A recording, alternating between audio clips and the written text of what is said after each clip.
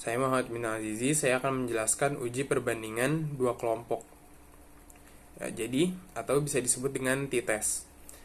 Jadi yang pertama, t-test ini dibagi menjadi dua, yaitu ada yang satu sampel dan juga ada yang dua sampel. Yang dua sampel ini kita dibagi menjadi dua lagi, yaitu ada yang bebas dan juga berpasangan. Fungsi dari t-test ini adalah untuk menguji hipotesis dan membandingkan antara dua kelompok, yaitu apakah H0 terjadi secara kebetulan atau tidak. Dan kemudian fungsi lainnya yaitu untuk sebagai alat analisis untuk menguji satu atau dua populasi. Dan yang pertama kita akan membahas tentang t-test dua sampel yang bebas. Cara melakukan tesnya ialah pertama-tama dengan menentukan H0 dan H1, dan yang kemudian kita harus menentukan tingkat signifikansi. Kemudian kita melakukan uji varian, lalu kita mulai melakukan hitung antara nilai T dan juga nilai DF, yang kemudian kita bandingkan nilai T hitung, hasil dari nilai T hitung dengan T tabel, dan yang terakhir kita akan melakukan pengambilan keputusan hipotesis.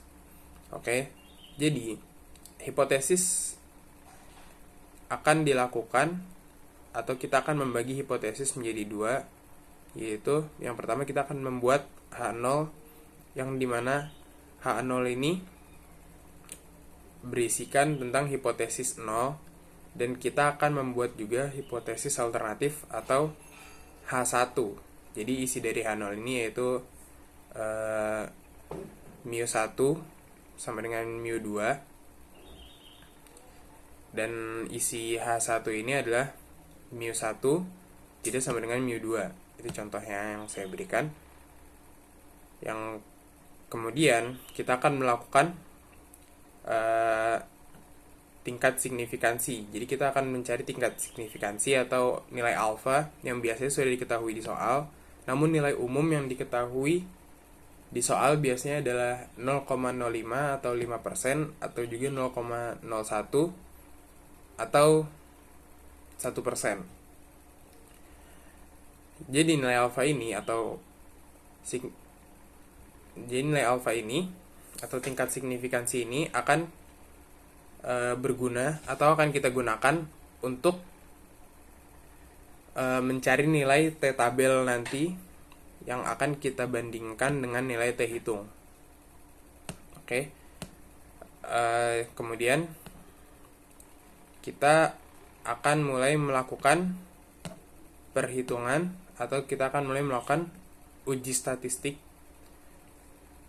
dengan rumus-rumus yang sudah tetap, yang sudah ada, dan kita akan mulai dari mencari derajat kebebasan atau DF ya, disingkat DF. Bagaimana cara mencari DF? Yaitu dengan cara nilai, karena kita melakukan untuk dua kelompok, maka nilai responden 1 akan kita jumlahkan dengan responden 2, kemudian kita kurangi dengan 2 karena dia punya dua responden ya.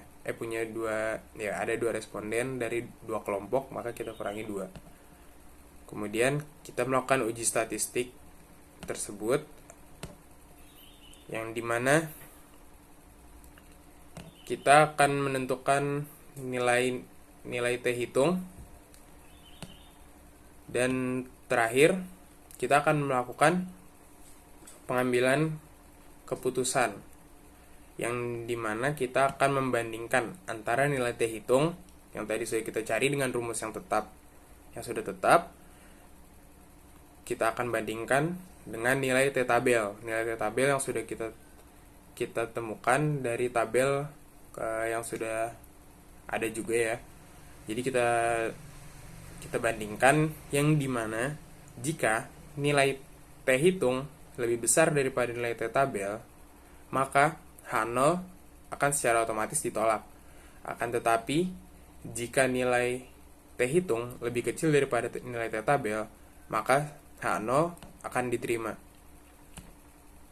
Itu penjelasan untuk yang t-test dua sampel yang bebas. Dan kemudian akan saya jelaskan lagi untuk yang berpasangan secara singkat.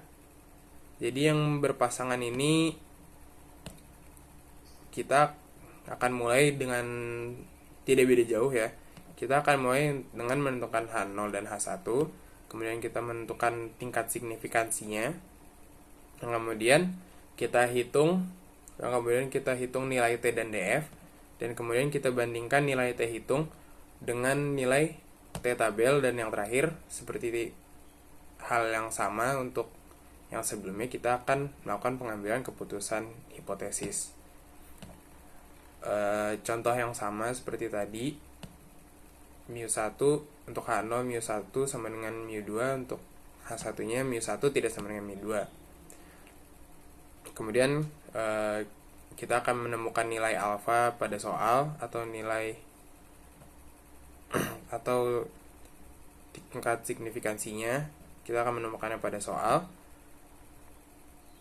yang dimana itu akan berguna untuk kita mencari nilai di T tabel nanti. Kemudian kita melakukan uji statistik dengan rumus yang sedikit berbeda dari yang tadi, dengan rumus yang kita gunakan untuk dua kelompok.